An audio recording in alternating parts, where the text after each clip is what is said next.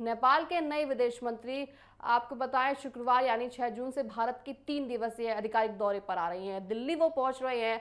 भारतीय विदेश मंत्री एस जयशंकर के न्योते पर हो रहा है ये देखिए दौरा, और साथ ही बहुत ज्यादा खास ही हो जाता है। कुछ ही दिन पहले नेपाल के प्रधानमंत्री बने थे, साथ ही जो नए प्रधानमंत्री बने थे बालन शाह संसद में भारत के साथ सीमा विवाद का मुद्दा उठाकर दोनों देशों के बीच तनाव बढ़ा नजर आ रहा है। नेपाल के पीएम ने तो इस विवाद को सुलझाने के लिए आपको पता है यूके से मदद मांगने की बात भी कही थी, जिसके भारत ने सीधे तौर पर खारिज करते हुए कहा था कि दोनों देश आपस में मिलकर ही इसे सुलझाएंगे।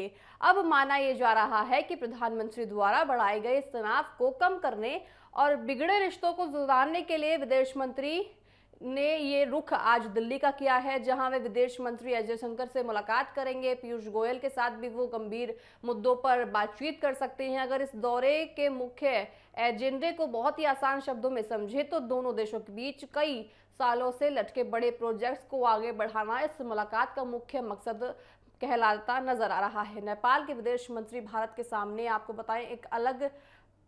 बताएं एक परियोजनाओं को शुरू करने जा रही हैं। दोनों देशों के बीच रेलवे के और सड़कों का जाल बिछाने का जो काम शुरू हो सकता है, अयोध्या को रेल मार्ग जोड़ने का भी यहाँ पे काम हो सकता है। साथ ही इसके अलावा नेपाल की एक बड़ी चिंता उसके 2 नए अंतर्राष्ट्रीय हवाई अड्डे को लेकर भी बनती नजर आ रही है, जो भारत से हवाई रूट न मिलने के कारण खाली पड़े हैं। नेपाल इस दौरे में भारत से नए हवाई रास्ते देने की मांग करेगा। इस आधिकारिक दौरे से ठीक पहले नेपाल की सत्ताधारी पार्टी आरएसपी के अध्यक्ष ने भी दिल्ली में प्रधानमंत्री नरेंद्र मोदी, गृह मंत्री अमित शाह और आपको बताएं अजीत डोवाल से मुलाकात कर रही थी। साथ ही माहौल को शांत करने की पूरी तरह से उन्होंने कोशिश की थी। आपको बताएं पीएम मोदी को भरोसा दिलाया कि उनकी नई पार्टी के पास पुराने राजनीति का कोई बोझ नहीं है और वह भारत के साथ नए सिरे से दोस्ती करना चाहते हैं, जिस पर पीएम मोदी ने आपको बताई पड़ोसी के पहले की नीति के तहत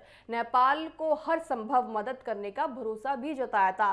देखिए अगर आपको छोटे शब्दों में बताएं तो ये दौरा एक तरफ जहां दोनों पड़ोसी के बीच हालिया सीमा विवाद की कड़वाहट को दूर करने का एक बड़ा प्रयास माना जा रहा है, वहीं दूसरी तरफ यह व्यापार, बिजली और डिजिटल सहयोग के जरिए भारत और नेपाल की रोटी बेटी की पुरानी रिश्तों को एक नई ऊंचाई पर ले जाने की उम्मीद भी जताई जा रही है। एक बेहद महत्वपूर्ण आपको बताए एक कोशिश यहाँ होती नजर आ रही है कि जिस तरह से नेपाल के रिश्ते आने वाले समय में संभव है कि बहुत ज्यादा अच्छे भारत के साथ होते नजर आ सकते हैं।